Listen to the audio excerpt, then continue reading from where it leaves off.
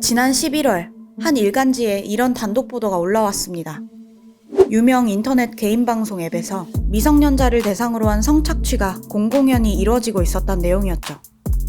처음에는 그 11살짜리 초등학생이 1억 3천만 원을 결제한 건이 있었어요. 네네. 이게 아버지가 이제 내 딸아이가 요걸 하는 거를 이제 좀 들여다보니까 이 결제 말고도 좀 이상한 게 있는 것 같더라 하면서 이제 그 다른 이용자 2명이랑 카톡한 그 내역을 캡처해서 저희한테 보내주셨는데 그 내용이 이제 성착취였던 거죠. 이거는 온라인 그루밍 기반인 게 엄청 강해요. 무슨 뜻이냐면 온라인 그루밍은 온라인상에서 형성한 허위의 신뢰관계를 이용해 피해자를 지배, 조종하는 범죄 수법입니다. 전문가들은 디지털 성착취의 시작에 이 온라인 그루밍이 있다고 말합니다. 디지털 세상의 N번방이 다 사라지면 여성들, 그리고 아동 청소년들은 안전하게 살아갈 수 있을까요? 온라인 그루밍을 키워드로 더 안전한 온라인 세상을 위한 고민을 나눠봤습니다.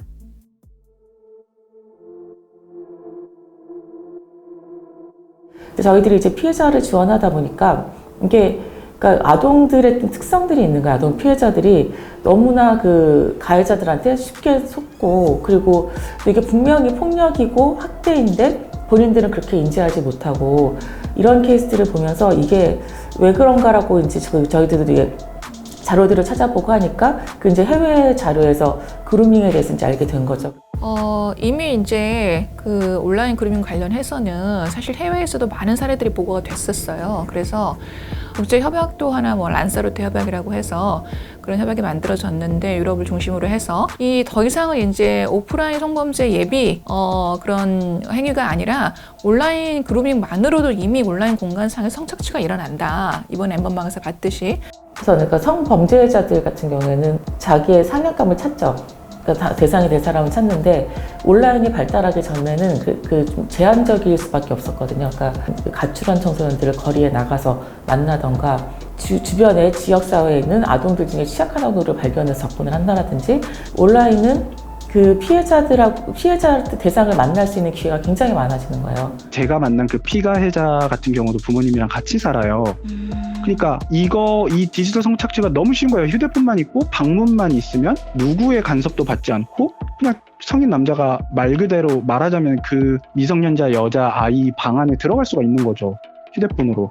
자꾸만 이렇게 청소년 피해자가 반복이 되는 이유가, 우리 청소년들이 디지털 네이티브라고 하잖아요. 우리 디지털 네이티브 세대라고 할 정도로 굉장히 친숙하게 받아들이거든요. 그렇기 때문에 어른들이 갖고 있는 만큼의 그런 경계심을 애들이 갖지를 않아요. 거의 이 낯선 사람이 본인의 가장 가까운 지인화가 되는, 그러니까 이미 그 사람은 본인한테는 굉장한 프렌드고 멘토고 내가 의지할 수 있는 그런 사람인데, 그런 사람이 나에게 그 오랫동안 나를 거의 기망해서 그런 성적인 어떤 부분으로 접근을 했다는 그 사실을 굉장히 힘들어해요. 그래서 나라가 온라인 그루밍을 아직까지는 범죄화하고 있지 않거든요. 그래서 지금 현재 권인숙 의원과 그리고 여성가족부가 법안 발의를 해서 논의 단계를 거치고 있는데, 일단 온라인 그루밍이라는 것을 특정 범죄 행위로서 이제 사회에 알리는 게 핵심인 거죠. 아동 청소년을 대상으로는 어떤 식의 성적 목적을 가지고도 그 접근을 해서는 안 된다는, 그 채팅 자체를 하지 말라는 얘기죠. 나중에 설명하고 나중에 증명하고 이런 식으로 성매수가 이루어지고 성착취가 이루어진 다음에 문제가 되는 것이 아니라, 접근 자체, 사실은 지금 현실에서 놓고 보면 여성 아동 청소년들에 대해서, 특히 남성 아동도 포함될 수 있습니다만, 접근을 한다라는 게 의미가 너무 뻔하지 않나요? 그러니까 그런 것 자체가 있을 수 없는 일이라는 거를 사회적인 규율을 만들어 나가는 과정이라고 보시는 게 가장 맞을 것 같습니다.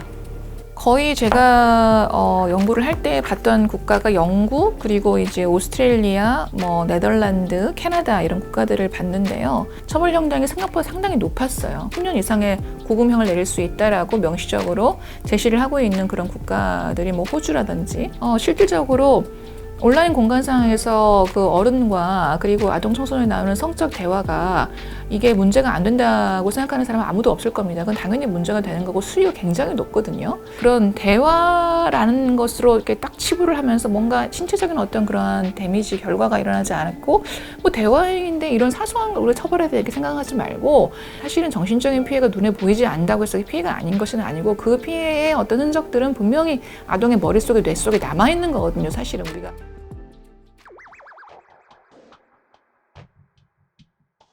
근데 또 어떤 채팅 앱 같은 경우에는 그러니까 말을 거는 사람은 비용을 지불을 하고 대화 상대가 되는 사람은 포인트를 지급받고 뭐 이런 식으로 된 채팅도 있거든요.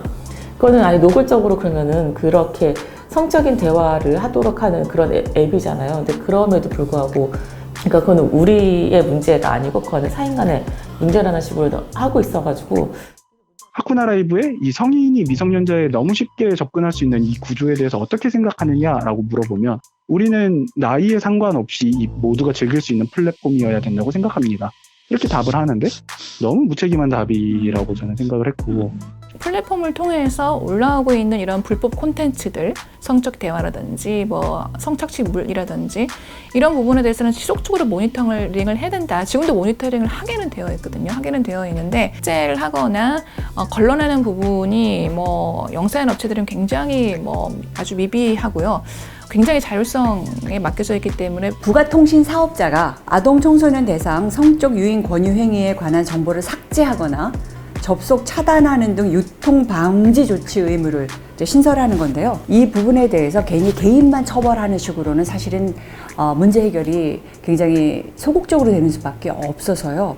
돈을 굉장히 많이 벌고 있는 이 부가통신 사업자가 철저한 자기 규범과 이 룰을 만들어서 그런 책임을 부여하는 그런 법이라고 보여집니다.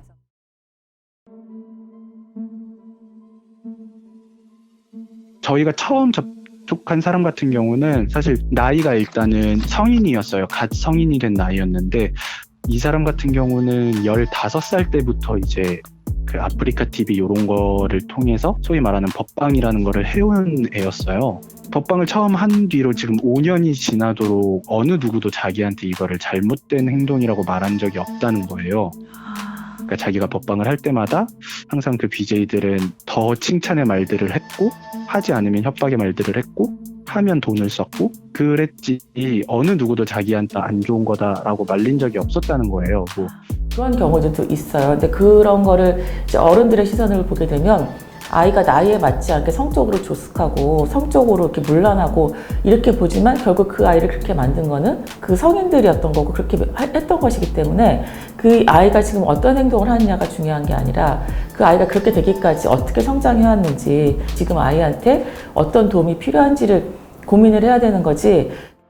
올해 이제 시범적으로 하고 있는 사업 중에 하나가 이렇게 온라인상에서 취약함을 이제 보여주고 있는 청소년들한테 우리도 한번 말을 걸어보자 해가지고 도단별 사업이라는 걸 하고 있어요. 그래서 일탈 계정이나 우울 계정을 운영하고 있는 청소년들한테 메시지를 보내고 우리는 이제 어떤 일을 하고 있는 곳이고 도움이 필요하면 언제든지 연락하라는 이런 내용들을 보내고 있는데 그리고 지금 한 30%, 40% 정도 이제 회신이 오거든요. 그 중에 어떤 친구들은 수시로 대화를 나누기도 하고 온라인 공간에서 막 인간관계를 하니까 그러면서 어떤 사람이 자기한테 어떤 제안을 하거나 그랬을 때 우리 상담선생님하고 이러저러 대화를 나누면서 만나러 가도 될지 아닐지 이런 걸 이제 상의하기도 하고 그런 활동들을 올해 저희가 시범적으로 해보고 있어요. 네.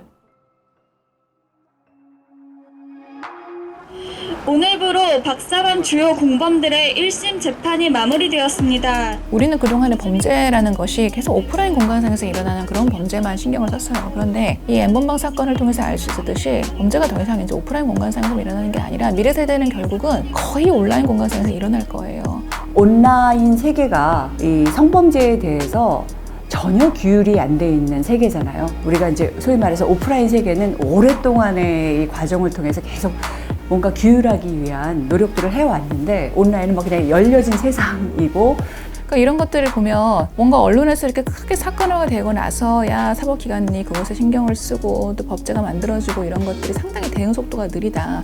이 사건이 벌어졌을 때 대응하는 식으로 가지 말고 무조건 초엘리트들이 달려붙어서 전문가를 양산하면서 해도 모자란 해도 한참이 모자란 그런 영역이다라는 거를 너무 많이 깨달으셔야 될 것 같아요.